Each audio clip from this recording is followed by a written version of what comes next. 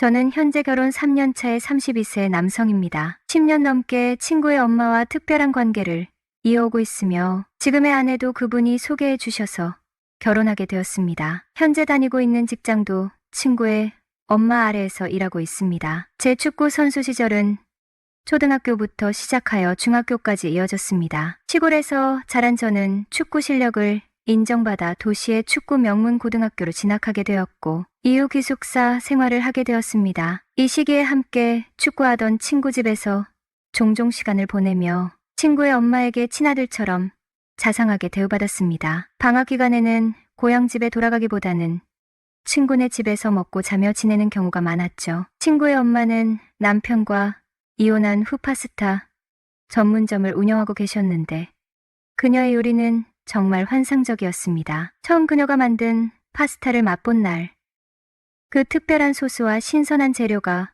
어우러져 제 입맛을 사로잡았습니다. 그녀가 요리하는 모습을 지켜보며 마치 영화 속 한 장면처럼 느껴졌고 그때부터 그녀에게 더욱 매료되었습니다. 가끔은 제가 도와주기도 했는데 그 과정에서 자연스레 더 가까워졌습니다. 그때 아줌마의 나이는 약 38세였고 외모는 정말 미인이셨습니다. 그녀는 평소 외모 관리에 철저하여 어린 저에게도 매력적인 여성으로 비춰졌습니다. 가끔 눈이 마주치면 부끄러워 시선 처리에 곤란할 때도 많았죠. 그럼에도 불구하고 아줌마는 항상 저에게 따뜻한 미소를 지어주며 필요할 때는 언제든지 의지할 수 있는 존재가 되어주었습니다. 하지만 제 고세 시절 불행히도 큰 발목 부상을 당해 선수 생활을 이어갈 수 없게 되었습니다. 그때 저의 처지를 안타깝게 여긴 친구의 엄마는 너 졸업할 때까지 우리 집에서 지낼래? 진지하게 물었습니다. 그 순간 저는 고개를 끄덕이며 대답했습니다. 네. 고향으로 돌아가고 싶지 않아요. 여기서 지내는 게 훨씬 좋을 것 같아요. 그렇게 친구네 집에서 함께 살기 시작했죠. 매일 아침 주방에서 맛있는 냄새가 퍼지면 저도 모르게 침대에서 벌떡 일어났습니다. 오늘 아침은 뭐예요? 제가 물어보면 아줌마는 웃으면서 대답하곤 했습니다. 오늘은 내가 좋아하는 베이컨과 스크램블 에그야. 빨리 와서 먹어. 힘든 건 당연한 거야. 너무 걱정만 넌 뭐든지 잘하잖아. 그런 따뜻한 말 한마디가 저에게 큰 힘이 되었습니다. 그렇게 함께 지내면서 저의 마음속에 그녀에 대한 특별한 감정이 자리 잡기 시작했죠. 함께 살면서 아줌마는 저를 아들처럼 살갑게 대해주셨습니다. 그러던 어느 날 운동을 그만두고 갈 길을 잃은 저는 한참 방황하게 되었고 결국 오후 수업을 땡땡이 치고 당구장에서 놀다가 집으로 돌아왔습니다. 현관문을 열고 들어서니 안방에서 들려오는 아줌마의 웃음소리가 귀를 사로잡았습니다. 저는 호기심에 안방문 앞에 다다라 걸음을 멈추었습니다. 아줌마의 코맹맹이 목소리와 함께 웃음소리가 점점 더 커져갔고 그런 소리는 제가 한 번도 들어본 적 없는 매혹적인 음성이었습니다. 아줌마는 누군가와 전화통화를 하고 있었고 평소보다 즐거워 보이는 모습에 제 마음이 쿵하고 뛰기 시작했습니다. 자기야, 애들은 다들 학교에 갔지? 응. 그래 집에 아무도 없으니깐. 지금 와야 해. 순간 제 머릿속에 충격이 번쩍 스쳤습니다. 아줌마에게 다른 남자가 있다는 사실이었습니다. 그 말을 듣고 제 마음은 질투로 뒤엉켰고 이유도 모른 채 화가 치밀어 오르며 손이 부르르 떨렸습니다. 이혼하고 혼자 사는 아줌마가 누군가를 만나는 건 저와는 전혀 상관없는 일이었지만 왜 이렇게 가슴이 조여오는지 알 수가 없었습니다.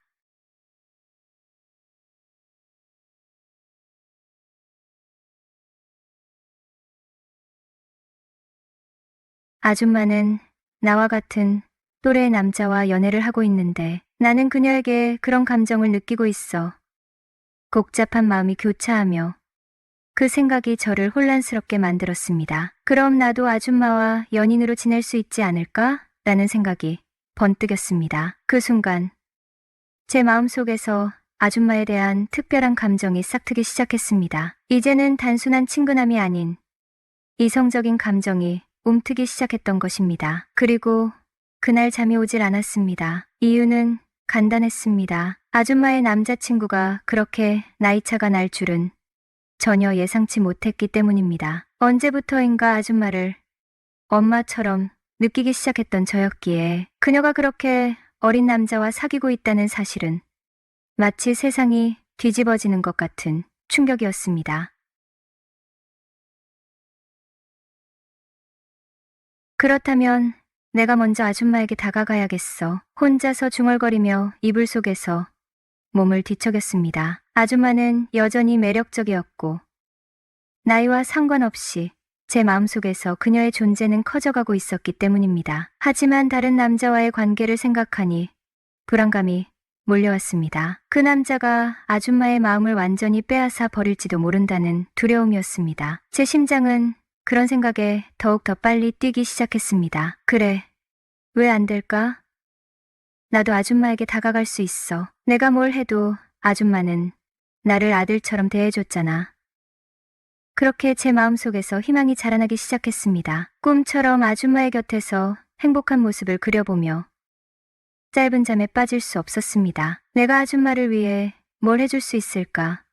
생각할수록 아줌마의 미소가 눈앞에 떠오르고 제 마음속의 작은 불씨가 더욱 활활 타오르기 시작했습니다. 하지만 그런 생각이 들 때마다 아줌마의 남자친구와의 관계를 생각하면 다시 마음이 흔들렸습니다. 아니, 그래도 포기할 수는 없어. 그렇게 밤새도록 뒤척이며 아줌마와의 관계에 대한 다양한 상상을 하던 저는 결국 희망과 불안이 얽힌 감정 속에서 아침을 맞이하게 되었습니다. 제 머릿속은 온통 아줌마 생각으로 가득 차 있었습니다. 다음 날, 저는 아줌마가 안방에서 나올 때를 애타게 기다리고 있었습니다. 심장이 두근거리는 게 마치 첫사랑의 설렘 같았습니다. 결국 그 순간이 찾아왔습니다. 아줌마가 문을 열고 나오는 순간, 저는 일부러 그와 마주쳤습니다. 안녕하세요, 아줌마 하면서 밝은 미소를 지었습니다. 그러나 아줌마의 표정은 순간적으로 경직되었습니다. 마치 죄 지은 사람처럼 당황한 표정으로 어쩔 줄 몰라 하며 긴장한 아줌마가 눈치를 보며 바쁘게 발걸음을 떼는 모습이 소심한 고양이 같았습니다. 순간 나도 모르게 거침없이 말해버렸습니다.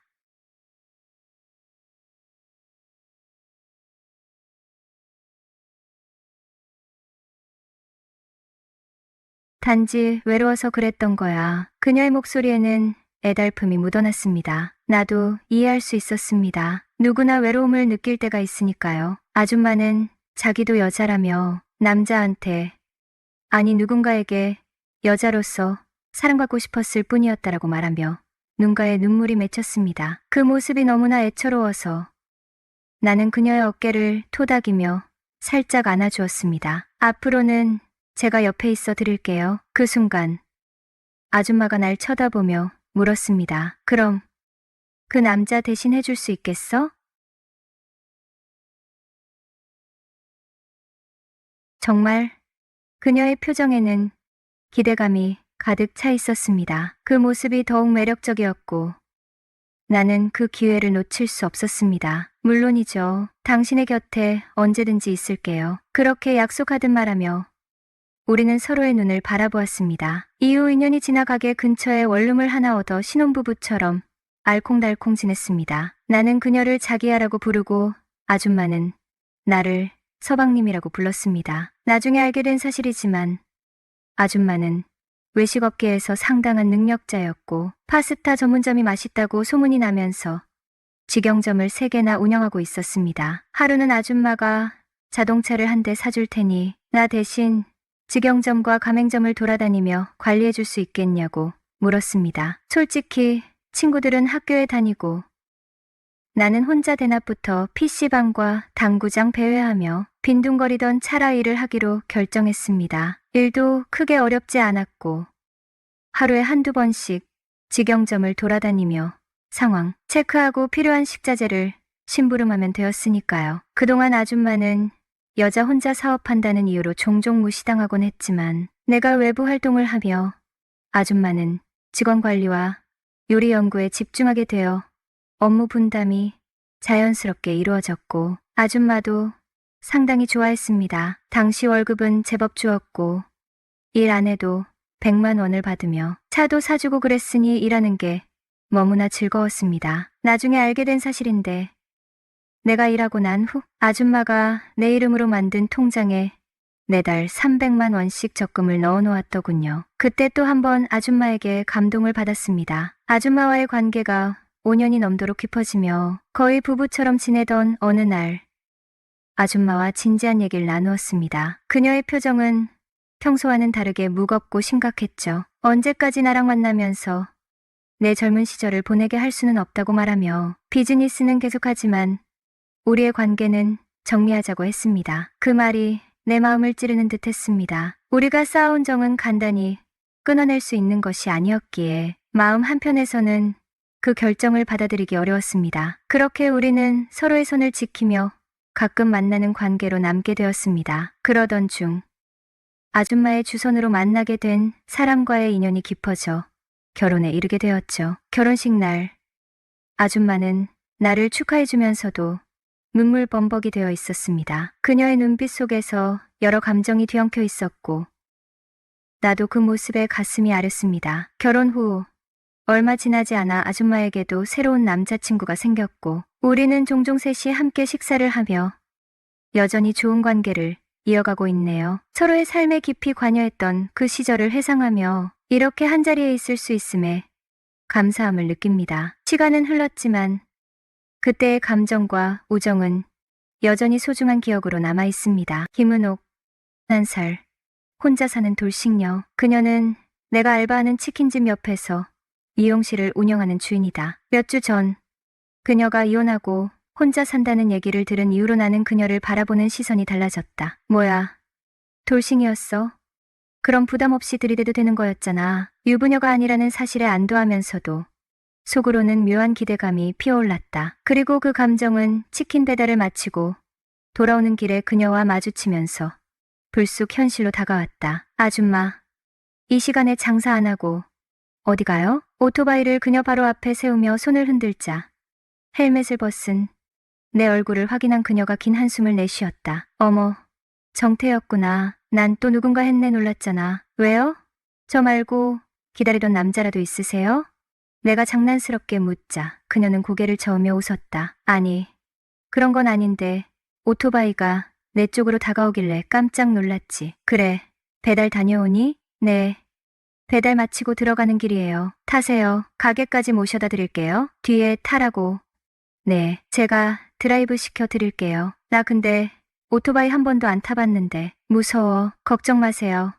무서우면 절 꽉 잡고 타시면 되죠. 그것도 그렇고 괜히 동네 사람들이 보면 어째? 괜찮아요. 헬멧 쓰고 타면 아무도 누군지 못 알아볼 거예요. 그래, 그럼 나 정태만 믿는다. 근데 이거 꼭 야타하는 것 같네. 기분이 이상해. 야타가 뭐예요? 응. 90년대에 오렌지족들이 마음에 드는 여성 앞에 차를 세운 후야. 타, 라고 하면서 헌팅하던 게 있어. 난 그녀에게 헬멧을 씌워주었다. 야, 타. 난 그녀에게 장난스럽게 야타라고 외쳤다. 그래, 너 참 맘에 든다. 하며 그녀는 뒷자리에 올라탔고 오빠 달려란 소리에 신나게 오토바이를 몰았다. 어머, 생각보다 더 무서워. 그럼 제 허리를 쫙 잡으세요. 그녀가 내 허리를 잡는 순간 묘한 감각이 등 뒤로 스며들었다. 목적지에 도착한 뒤 그녀는 흥분된 목소리로 말했다. 정태야, 오토바이 타는 거 이렇게 재밌는 줄 몰랐어. 놀이공원 온 것 같아. 그래요? 그럼 시간 날 때마다 태워드릴게요. 그럴래? 고생했으니까 들어와서 시원한 음료라도 한잔하고 가. 네, 주시면 감사하죠. 저는 여자가 하자는 건 웬만하면 거절 못해요. 특히 예쁜 여자가 하는 부탁은 더더욱이요. 예쁜 여자? 그럼 난 정태 기준에 어느 정도야? 당연히 S급이죠. 오, 호호, 나도 참. 정태한테 이런 말 듣고 좋아하는 게 참 주책이지? 그녀가 환하게 웃으며 기분이 좋아 보였다. 아줌마 정도면 남자들 입장에서 진짜 괜찮은 매물이죠. 매물이라니, 내가 무슨 물건이야? 아니, 굳이 아파트로 따지자면 로열층의 한강 뷰까지 있는 프리미엄 매물이죠. 호호호. 너 왜 자꾸 아줌마 띄워주는 거야? 그냥 솔직하게 말한 건데요. 제 기준에서도 아줌마는 꽤 매력 있는 이성이에요. 그래? 내가 그 정도였다고? 근데 그건 정태 눈에만 그런 거 아니야? 그럴 수도 있죠. 그래도 여자는 자기를 예쁘게 봐주는 남자를 만나야 행복한 거라잖아요. 뭐야, 자꾸 듣다 보니 너 나한테 플러팅하는 것처럼 들리는데? 그럼 제가 앞으로 계속 플러팅하고 작업하면 머물 확률이 조금이라도 있을까요? 호호. 그건 아무도 모르는 일이야. 사람 일은 아무도 모른다잖아. 특히 남녀 간의 일은 더 그렇고. 그래요? 암튼 중요한 건 아줌마가 제 기준에서도 그냥 이성이 아니라 특급 매물이에요. 어머, 특급 매물. 갑자기 왜 그렇게 진지하게 말해? 진지하죠. 저 농담 같은 거 못 하잖아요. 그녀가 갑자기 손을 내 얼굴 앞으로 흔들며 장난스럽게 말했다. 이봐요. 정태 씨, 그럼 나한테 이렇게 특별하다고 대놓고 말하면 나중에 나랑 뭐라도 될 생각 있는 거야? 그거야 저야 항상 오픈마인드죠. 대신 아줌마가 확신만 주시면 바로 직진할 겁니다. 호호호. 참 너도 대단하다. 그럼 나한테 직진하면 내가 받아줄 것 같아? 지금 이 웃음이 저한테는 이미 오케이 사인처럼 들리는데요. 그녀가 눈을 반짝이며 말했다. 그거 너무 자의적인 해석 아니야? 그래도 정태가 이런 농담 해주는 거. 나 은근히 싫지 않네. 나이 들어가면서 누가 이렇게 나한테 적극적으로 다가와 줄까 싶었는데 말야. 그 순간 나는 그녀가 살짝 부끄러워하며 고개를 돌리는 걸 보고 자신감이 더 붙었다. 근데 너 진짜 나한테 작업 치는 거야? 장난 아니고? 장난이라면 이렇게 심장이 뛰겠어요? 저는 진지해요. 그렇게 장난스러운 듯 하면서도 은근한 설렘이 오가는 대화가 이어지면서 우리는 둘 다 미소를 지었다. 그녀가 점점 나에게 마음을 열어가고 있다는 느낌이 확실히 들기 시작했다. 안녕하세요. 저는 올해 21살, 서울소재대학교에 재학 중인 대학생입니다. 고향은 부산이고 가족들은 모두 부산에 거주하고 계세요. 저는 홀로 서울에 올라와 원룸에서 자취하며 학업을 이어가고 있습니다. 제 수능 성적은 평범한 편이라 명문대에 진학하지 못했지만 큰 키와 준수한 외모 덕분에 어려서부터 미남이라는 말을 자주 들었고 여성들에게 인기도 꽤 있는 편이었어요. 부산에서는 부모님이 운영하시던 밀면집 덕분에 유복한 환경에서 자랐습니다. 특히 부모님의 가게는 늘 문전성시를 이루던 곳이었지만 최근 코로나 사태로 인해 가게가 6개월째 휴업 상태에 있었죠. 그래서 이번 여름방학에는 부산에 내려가지 않고 서울에 남아 생활비를 벌기 위해 집 앞 치킨집에서 아르바이트를 하고 있습니다. 그런데 얼마 전 치킨집 바로 옆에 세련된 미용실이 새로 오픈했는데 그곳의 주인이 유난히 눈에 띄었습니다. 짧은 단발머리가 무척 잘 어울리는 고양이상 얼굴을 가진 매력적인 여성이었는데 특히 배우 한예슬님을 닮은 듯한 우아한 분위기를 풍겼죠. 제가 어릴 때부터 한예슬님을 정말 좋아했거든요. 그러다 보니 처음부터 그녀에게 자연스럽게 호감이 갔던 것 같아요. 저보다 한참 연상이었지만 세련된 스타일과 또렷한 이목구비 덕분에 나이보다 훨씬 젊어 보이기도 했고요. 6개월 전에 이혼하고 혼자 사는 돌싱녀라는 이야기를 들었다. 주변 사람들 말로는 그녀가 아이를 낳지 못하는 문제로 시댁과 갈등이 깊어졌고 오랜 시간 참아오다 결국 결혼 생활을 정리했다고 한다. 하루는 가게 앞에서 박스를 정리하고 있는데 갑자기 쫙 하는 소리와 함께 등짝에 따끔한 통증이 느껴졌다. 윽 하고 몸을 세우며 뒤를 돌아보니 싱글벙글 웃고 있는 미용실 아줌마가 서 있었다. 야, 누나가 장난 좀 쳤다고 놀라는 거야? 그녀는 장난기 가득한 얼굴로 내 등을 힐끔 보며 웃고 있었다. 나보다 20살은 많은데 누나라는 호칭을 고집하는 그녀. 아줌마라고 부르면 어딜 봐서 내가 아줌마야 라며 불같이 화를 냈고 심지어 애교까지 부리며 누나라고 불러오라고 으름장을 놓곤 했다. 쾌활함 그 자체였던 그녀는 특유의 공주병 섞인 장난스러움으로 나를 곤혹스럽게 할 때가 한두 번이 아니었다. 아파요. 누나, 너무 심한 거 아니야? 뭐? 이 정도가 심하다고? 너 아직 덜 당했구나. 푸아. 그녀가 다시 손을 들어 올리며 장난칠 태세를 보이자 나는 재빨리 뒤로 물러섰다. 누나, 왜 이렇게 사나워? 그러니까 남편이랑. 뭐? 너 지금 뭐라고 했어? 그녀의 눈이 반짝이며 웃음을 멈췄다. 아, 아니야. 그냥 넘어가. 진짜 너무한다 너. 내가 이혼녀라고 이렇게 놀리기 있어? 그녀가 삐친 듯 말했지만 곧 웃음을 터뜨렸다. 참나. 나 좋다고 못 데려가서 안달인 남자들 줄을 섰거든. 그녀의 말이 농담처럼 들렸지만 사실 동네에서 그녀는 꽤 인기가 많았다. 미용실에 손님이 끊이지 않았고 특히 저녁 시간이 되면 남자 손님들로 북적였다. 말투와 표정이 밝은 그녀는 손님들과의 대화에서도 자연스러운 매력을 발산했는데 그 모습이 어쩐지 꽤 귀엽게 느껴지곤 했다. 대충 마무리하고 시간 되면 미용실 와서 커피라도 한잔하고 가. 그녀가 어느새 다정한 목소리로 말하며 내 쪽을 보고 웃었다. 누나, 갑자기 상냥하게 말하니까 좀 무섭네. 참나, 커피 한 잔 같이 마시자는 게 뭐가 무섭다고 그래? 아니, 평소랑 너무 달라서 그렇지. 평소엔 안 이러잖아. 호호. 내가 그 정도였어. 앞으로는 더 다정하게 대해줄게. 그럼 누나 하는 거 봐서 나도 태도 좀 바꿔볼게. 무슨 태도? 너 설마 나 진심으로 좋아하냐? 그녀가 웃음기를 띠며 장난스럽게 물었다. 그래도 내가 나 좋다 그러면 생각은 한번 해줄게. 호호호. 처음에는 단순히 호기심으로 다가갔지만 어느새 나도 모르게 그녀를 누나라고 부르며 자연스레 친해져 있었다. 주말 저녁 알바를 마치고 나니 누나에게 연락이 왔다. 한잔하자며 근처 삼겹살집으로 불러냈다. 고소한 삼겹살 냄새 속에서 소주잔을 기울이며 이런저런 이야기를 나누던 중 그녀가 한숨 섞인 목소리로 말을 꺼냈다. 정태야, 요즘 일 끝나고 집에 들어가도 잠이 잘 안 와. 왜요? 무슨 일 있으세요? 그냥 마음도 외롭고 몸도 지치고 그러네. 누나 정도면 완전 괜찮은데요. 누나 좋다고 못 데려가서 안달인 남자들 우글우글하다면서요. 그중에 한 명 고르시면 되잖아요. 그런데 말이야. 정태만 한 남자가 없네. 누나, 남자 보는 눈이 너무 높은 거 아니에요?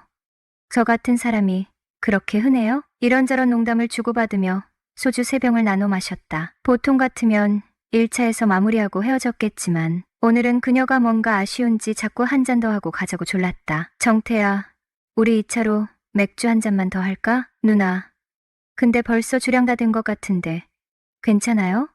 안 취했어요? 응. 약간 취하긴 했지. 그럼 밖에서 취하면 안 되니까 우리 집에서 마실래요? 그래.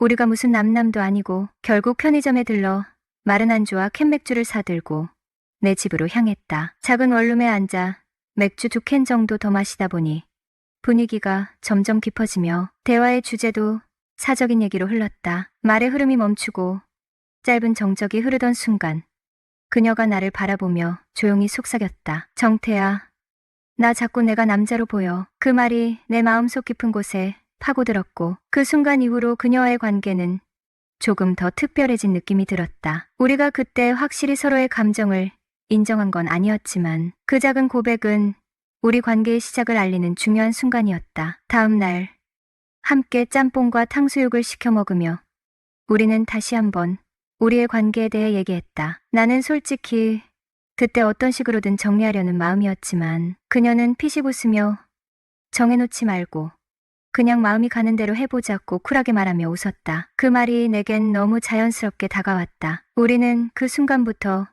무언가에 얽히지 않기로 했다. 모든 것을 계획하지 않으면 오히려 더 자유롭게, 더 진심으로 다가갈 수 있을 것 같았다. 그 이후 우리의 관계는 점점 더 깊어졌다. 누나는 20살 어린 남자친구에게 잘 보이려고 평소와는 다른 예쁜 옷을 입고 헤어스타일까지 바꾸는 모습을 보여줬다. 그런 작은 변화들은 내게 신선하고 사랑스러웠다. 그녀는 여전히 나보다 많은 삶의 경험을 가진 어른이었지만 그런 세심한 배려를 통해 나에게 더 많은 애정을 표현하는 모습이 너무 귀여웠다. 6개월이란 시간 동안 우리는 서로에게 많은 변화를 주었다. 결국 사랑은 나이가 아니라 마음의 교감에서 오는 것이다. 서로를 진심으로 아끼고 이해하려는 마음만 있다면 나이나 세상 사람들의 시선은 그다지 중요하지 않다. 우리가 함께하며 쌓아가는 이 사랑이 오래도록 지속되기를 바라며 서로를 위한 가장 소중한 존재가 되어가기를 바란다. 오늘의 사연 시작합니다. 안녕하세요. 저는 올해로 34살 된 돌싱이에요.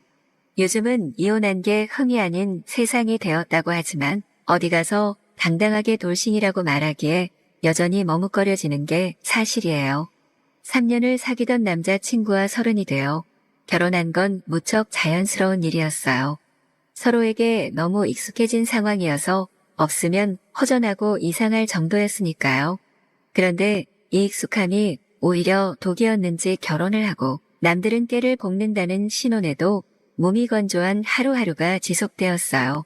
친구들의 신랑과 비교하게 되면서 나의 결혼 생활은 왜 이렇게 불행한가 싶더라고요. 작고 사소한 일에도 예민해지게 되고 남편과 다투는 횟수가 늘어가게 되었어요. 쌓이고 쌓이다 보니 서로에 대한 안 좋은 감정의 골이 깊어지게 되었고 누가 먼저랄 것도 없이 거리를 두기 시작하게 되었죠. 시간이 약이란 말은 저희 부부에게 해당되지 않았어요. 서로를 위해 노력하지 않았으니 당연한 일이었죠.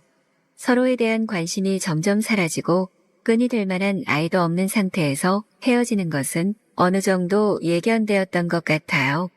뜨거웠던 3년의 연애와 차가웠던 3년의 결혼 생활을 끝으로 남편과의 인연을 정리하기로 했어요. 결혼이 자연스러운 일이었듯 이혼도 물 흐르듯 자연스러웠어요. 이혼 서류의 도장을 찍고 숙려 기간을 거쳐 완전히 남이 되기까지 모든 게 일사천리로 이루어졌거든요. 돌아보니 지난 6년 한 사람과 냉탕과 온탕을 오가면서 지겹게도 붙어 있었네요. 긴 세월 동안 뭐 한 건가 싶어서 허탈한 마음과 시원한 마음이 하루에도 여러 번 오락가락했어요. 싱숭생숭한 마음을 다잡기 위해 운동을 시작했어요. 땀이라도 흠뻑 흘리고 나면 잊힐까 개운해질까 싶었던 것 같아요. 일단 가벼운 마음으로 집 근처 산부터 올라가 보자 싶었어요. 가슴이 답답해서 산 정상에 올라가 탁 트인 곳을 바라보면 좀 나아지지 않을까 싶었거든요. 평일 오전 산을 오르시는 분들은 나이가 지긋하신 분들이 대부분이더라고요. 3, 4, 5 줄지어 산을 오르는 행렬과 약간의 거리를 두고 천천히 저만의 속도로 산을 오르게 시작했어요. 공기도 좋고 조용히 생각을 정리할 수 있어 좋더라고요. 첫 산행에서 받은 상쾌한 느낌을 지울 수 없어서 계속해서 전국의 이 산 저 산을 찾아다니게 되었어요. 오롯이 혼자이고 싶은데 산 역시 사람이 오가는 곳이다 보니 말을 걸어오시는 분들이 종종 있었어요. 왜 혼자 왔느냐, 어디서 왔느냐, 몇 살이냐 하면서 물어보는 것입니다. 젊은 축에 속하는 여자가 혼자 산에 오니 호기심이 생기셨나 봐요. 혼자면 나랑 연애하자고 킥킥거리며 농담을 건네시는 분도 계셨거든요. 웃고 말았지만 혼자라서 사람들이 쉽고 만만하게 보는 것 같아 괜히 속상하더라고요.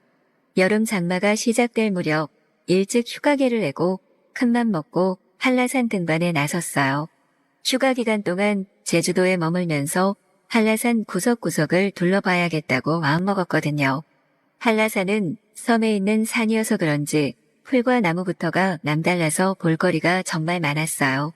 정신없이 나무와 풀을 구경하다가 그만 발을 헛디뎌서 등산로 옆 비탈길로 미끄러져 구르고 말았어요. 발목을 접질렸는지 일어날 수가 없었어요. 해질 무렵이어서 지나가는 사람도 없는 데다 핸드폰도 터지지 않아서 난감했죠. 최대한 구조를 요청해야겠다 싶어서 목청 높여서 도와달라고 소리쳤어요. 30여 분의 시간이 흘렀을까 구조를 요청하다 지치기도 했지만 산에 어둠이 깔리기 시작하면서 철저히 고립되었다는 생각에 두려워지더라고요. 아픔과 두려움에 시작된 눈물과 결혼에 실패한 초라한 자신의 모습까지 겹치면서 서러움이 걷잡을 수 없을 만큼 복받쳐 올랐어요. 큰 소리를 내며 통곡을 했어요. 바로 그때 거기 누구 계세요? 괜찮으세요? 라며 사람의 목소리와 인기척이 들리기 시작했어요.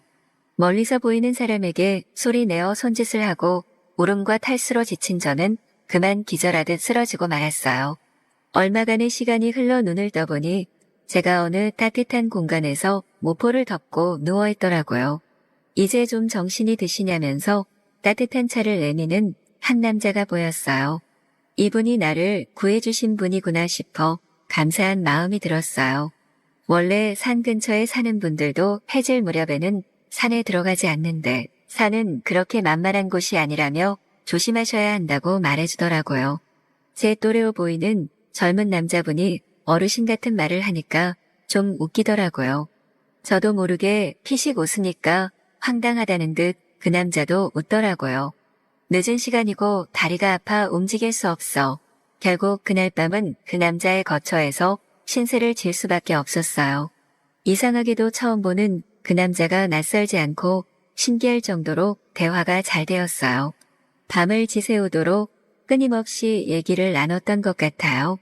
알고 보니 이 남자는 저와 같은 34살 동갑내기였고 일에 치여 정신없이 살다가 건강에 문제가 생겨 유영차 제주도로 내려온 지 얼마 되지 않았다고 했어요.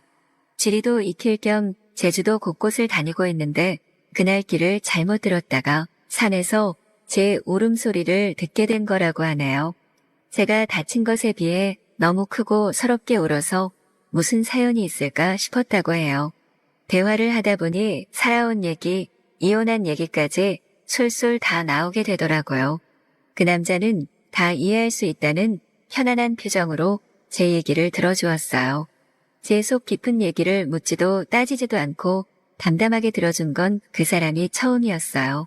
산에서 구조해준 것도 고마웠지만 제 아픈 얘기를 들어준 것만으로도 가슴 찡하게 고맙더라고요. 그날 이후로 그 남자와 저는 하늘이 노을에 물들어가듯 자연스럽게 연인 사이가 되었어요. 한 번 사랑으로 크게 아프고 난 후라 더는 아프고 싶지 않았는데 다시 사랑으로 힘을 얻는다는 게 참 아이러니하네요. 열흘이라는 시간을 제주도에서 지내는 동안 그 남자와 한시도 떨어지지 않고 헤아릴 수 없는 감정들을 나누었던 것 같아요. 어느덧 제주도에서의 휴가 마지막 날이 다가왔어요. 짧다면 짧을 수 있는 열흘이라는 시간 동안 그 남자와 저는 충분히 서로의 마음을 확인했다고 생각했어요. 그래서 우리만의 특별한 밤을 보내기로 했답니다. 마지막 날 밤이라는 아쉬운 마음과 그 남자에 대한 그간의 깊은 정이 어우러져 시간 가는 줄 모른 채 사랑을 나누었어요. 겉보기에 얌전하고 조용했던 그 남자는 알고 보니 완전 상남자더라고요. 그간 참아왔던 감정이 폭발을 했는지 활활 타오르더라고요. 짐짓 놀라기는 했지만 생각지도 못한 그 남자의 새로운 매력을 발견하게 되어서 무척 기뻤어요. 그 남자와의 밤은 타오르는 태양처럼 강렬했고 이전 연애에서 느낄 수 없던 짜릿한 기쁨까지 선사해 주었어요. 그해 여름 제주도에서의 마지막 밤은 영원히 잊을 수 없을 것 같아요. 서울로 올라와서도 주말마다 제주도와 서울을 오가면서 그 남자와의 장거리 연애를 하게 되었어요. 낮에는 얌전하고 소소하게 데이트를 하고 밤에는 뜨겁고 강렬하게 사랑을 나누면서 그렇게 1년을 만났어요. 우연히 인연이 되어 자연스럽게 하나가 된 그 남자와 저는 앞으로도 이렇게 사랑하며 살아가자고 다짐하며 내년 봄에 결혼하기로 약속했답니다. 참고 기다리니 좋은 날이 오고 좋은 인연이 나타나네요. 신바람 사연 아파트 오늘의 사연 시작하겠습니다. 안녕하세요. 결혼한 지 이제 겨우 1년 된 20대 후반의 여성입니다. 혼전 임신이나 그런 이유로 결혼을 빨리 한 건 아니고요. 어려서부터 결혼을 빨리 하는 게 제 목표 중 하나였어요. 저희 친정어머니도 20대 초반에 절 낳으셨는데 그래서인지 저희 모녀 사이는 친구 같기도 하고 자매 같기도 하답니다. 저도 이러한 관계가 너무 좋고요. 훗날 제 딸하고도 지금의 어머니랑 저희 관계처럼 잘 지내고 싶었고 그러기 위해서는 빨리 결혼을 해야 한다고 생각했어요. 때마침 저희 남편도 저와 비슷한 사고방식을 가지고 있었기에 이른 나이에 식을 올리게 되었습니다. 남편과 만나게 된 계기는 친구의 소개였어요. 입사하고 얼마 지나지 않았을 때였는데 친구가 이제 연애도 좀 해봐야 하지 않겠냐며 지금의 남편을 소개시켜 주었지요. 남편은 제 친구의 사수였는데 나중에 한다는 말이 너무 깐깐하고 FM인 남편 밑에서 일 배우기가 부담스러웠다더군요. 친해지고는 싶은데 영 곁을 안 주길래 여자 소개시켜드린다며 제 사진을 들이밀었답니다. 그 이야기를 듣고 정말 한참을 웃었네요. 친구가 자기도 제 사진이 먹힐 줄 몰랐다면서 웃더라고요. 소개팅을 주선하는 친구 말로는 말수가 별로 없다고 했는데 막상 만나본 남편은 말도 많고 재미도 있고 정말 괜찮은 남자였습니다. 그리고 제가 마음에 들었는지 정말 적극적으로 저에게 다가왔어요. 저는 그렇게 내숭을 떠는 성격이 못 됩니다. 좋고 싫고가 티가 나는 사람이지요. 그래서인지 저희의 관계는 거침없이 진전이 되었고 알게 된 지 2년 만에 결혼 이야기까지 나오게 되었습니다. 양쪽 부모님들도 잘 어울리는 한 쌍이라며 저희의 결혼을 허락해 주셨기에 올해 초 부부의 영까지 맺게 되었습니다. 서울에서 나고 자란 저와 달리 남편은 서울에서 멀리 떨어진 지방에서 올라와 여동생과 둘이 살고 있었습니다. 남편은 서울에서 직장 생활을 했고 신우는 대학생이었거든요. 그래서 신혼집을 구할 때 이런저런 이야기가 있었습니다.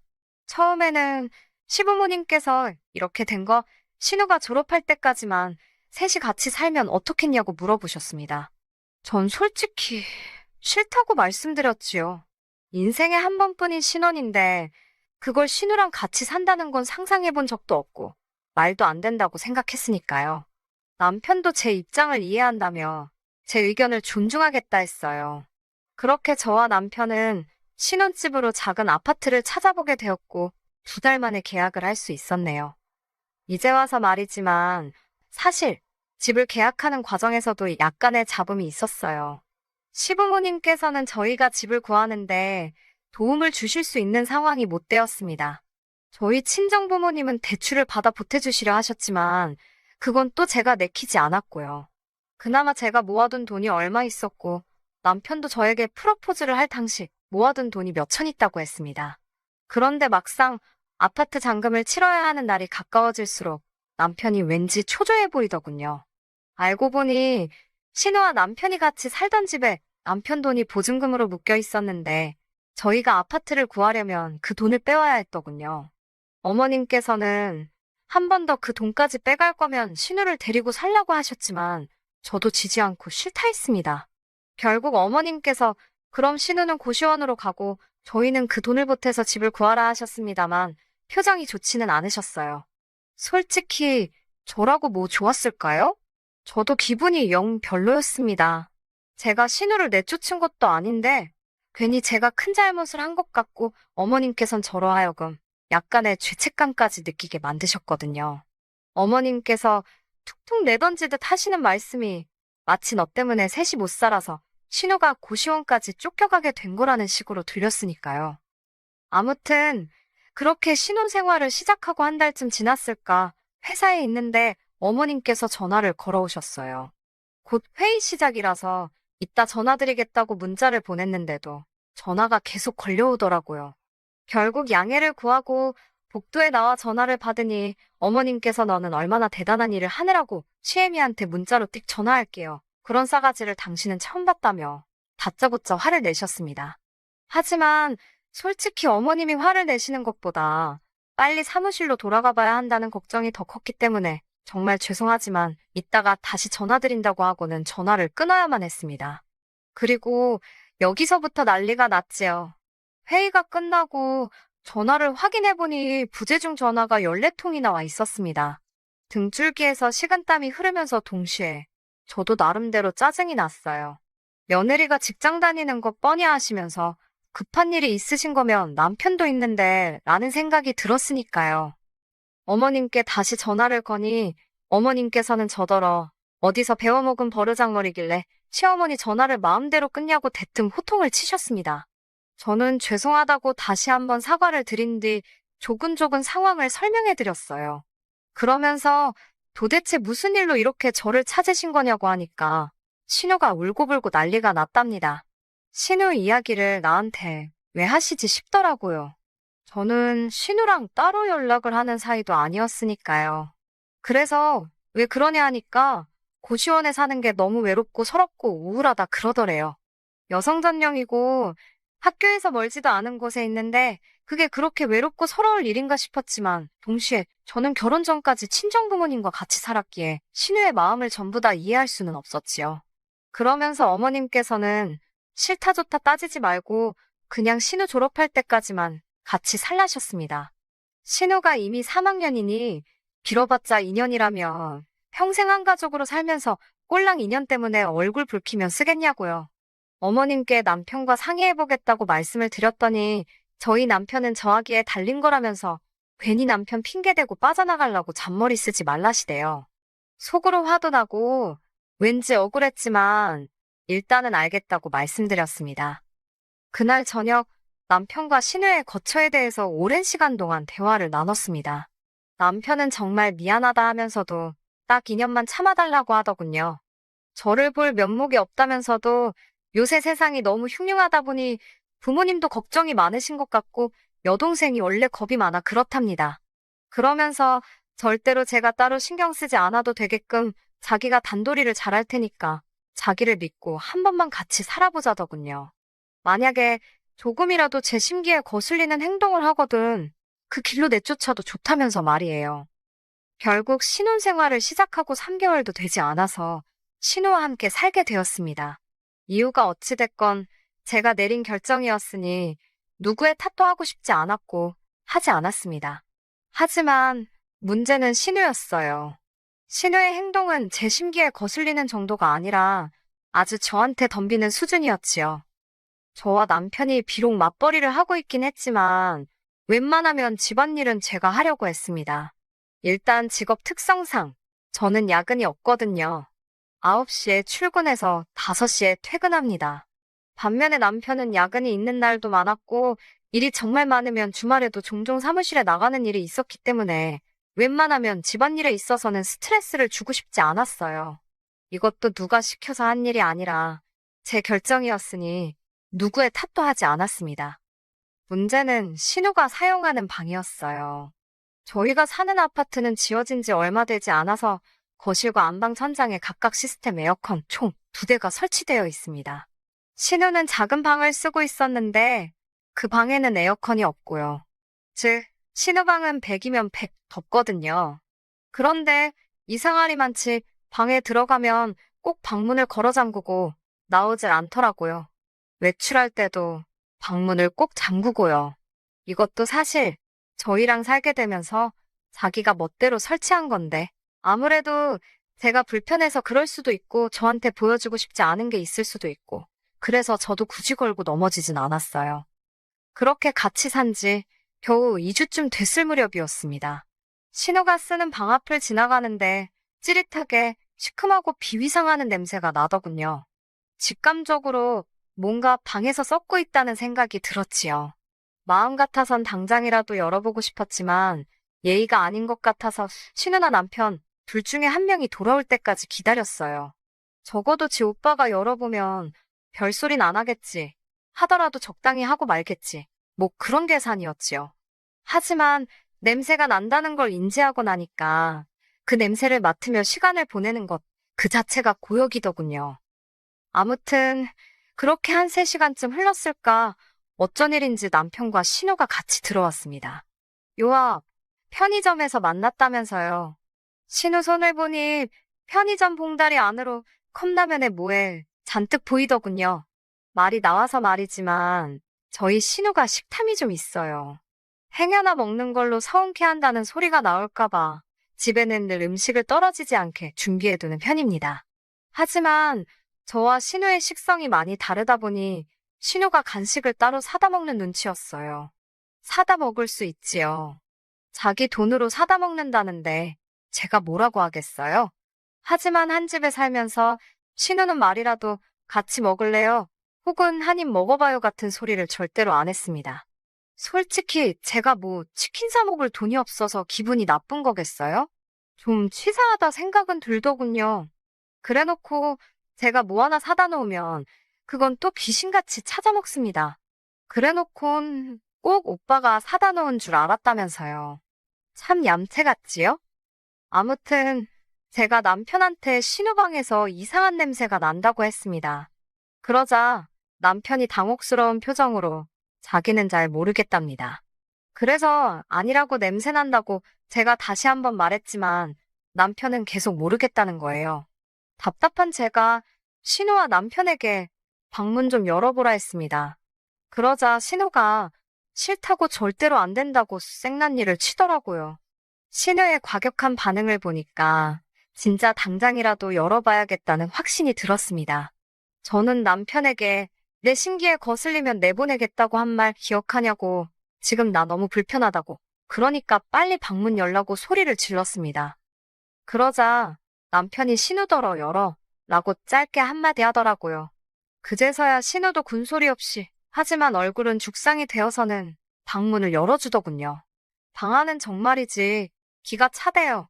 생각해보니 그동안 음식을 사갖고 들어가는 건 몇 번 봤는데 재활용할 땐 안 보여서 저는 나름대로 신우가 남사스럽고 창피해서 학교 갈 때 들고 나가서 어디다 버리나 그런 생각만 잠깐 했었거든요. 설마 그걸 다 방 안에 쌓아뒀을 거라고는 상상도 못했고요.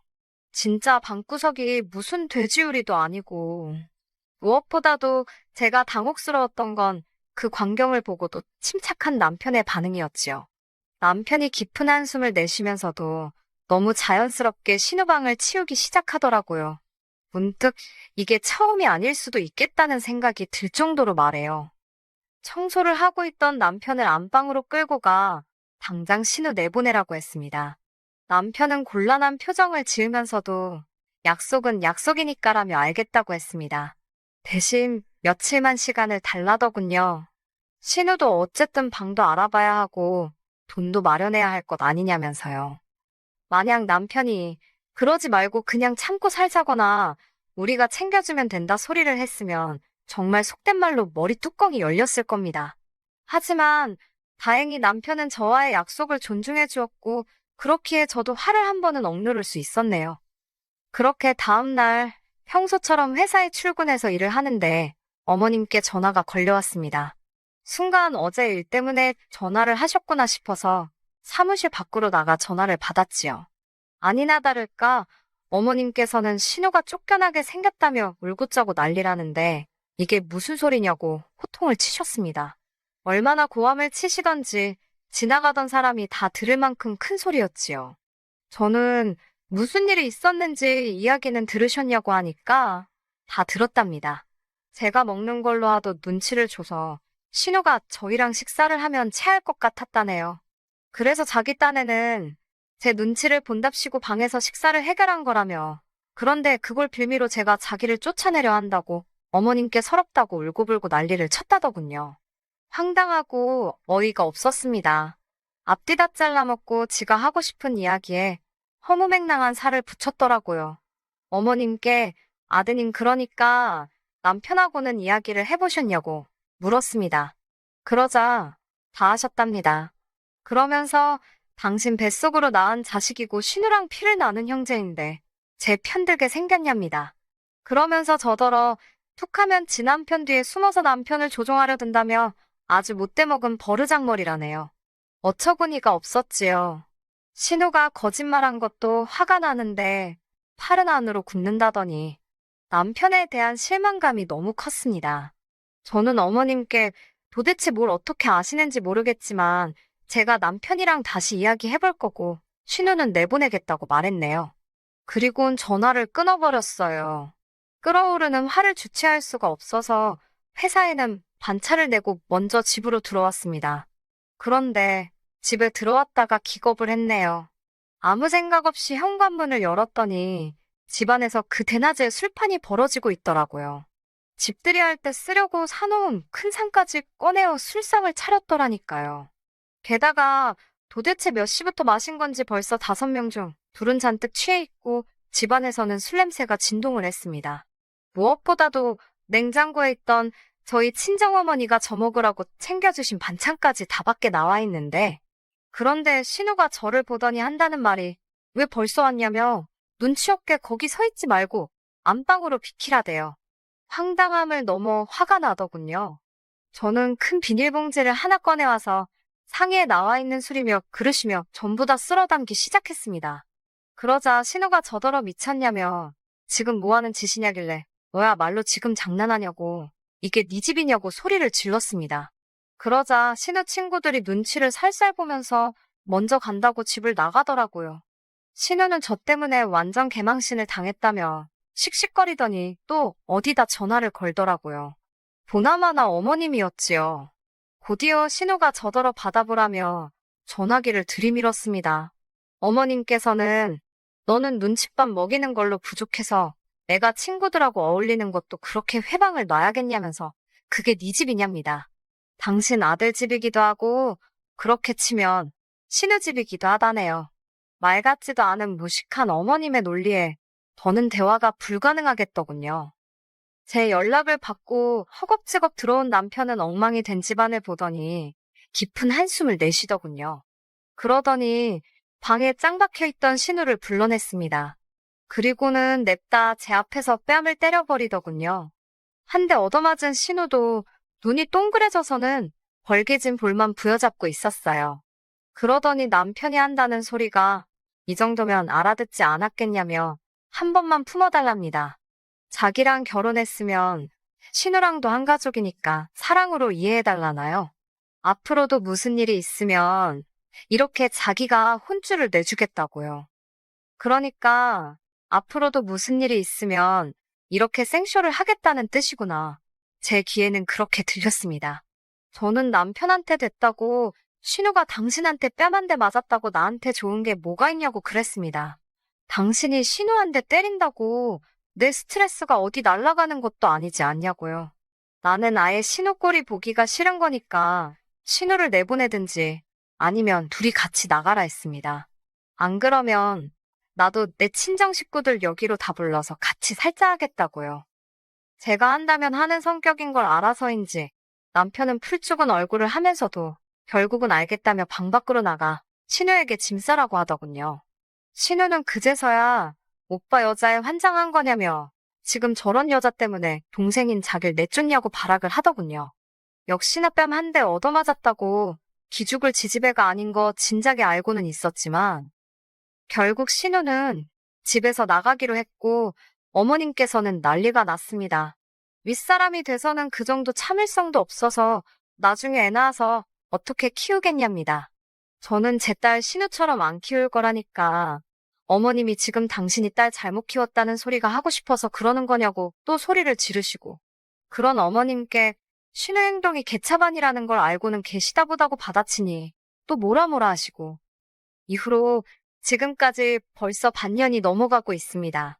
시부모님하고는 거의 연을 끊다시피 했어요. 가족 행사나 명절에는 남편 혼자 다녀왔고요. 어머님께서는 이 집의 요물, 그러니까 제가 들어와서 집안이 쑥대밭이 되었다고 하시고 전 뭐 솔직히 편해요. 이혼해도 그만 안 해도 그만이다 싶고요. 사실 남편이 앞으로는 시댁과 저를 철저히 분리시키겠다고 했기에 한번 속는 셈 치고 지켜보는 중입니다. 아참, 신우는 어떻게 되었냐고요? 이후로 다시 고시원으로 갔었는데 거기서 또 너무 더럽게 쓴다고 민원이 들어와서 고시원에서 쫓겨났어요. 결국 시댁에서 대출받아서 어디 원룸 얻어준 것 같던데. 어휴, 그 원룸 주인이 누군지는 몰라도 벌써부터 불쌍해 죽겠네요. 집어를 개주겠어요? 거기도 모르긴 몰라도 개판이겠지요. 뭐, 하긴 뭐가 걱정이겠어요? 어머님이 쫓아가서 사랑으로 품어주고 이해해 주시면 되지요. 그쵸? 끝까지 들어주셔서 감사합니다. 오늘의 사연은 여기까지입니다. 구독과 좋아요, 알람 설정 부탁드리고 더 좋은 사연으로 다시 찾아뵙겠습니다. 감사합니다. 감사합니다. 감사합니다.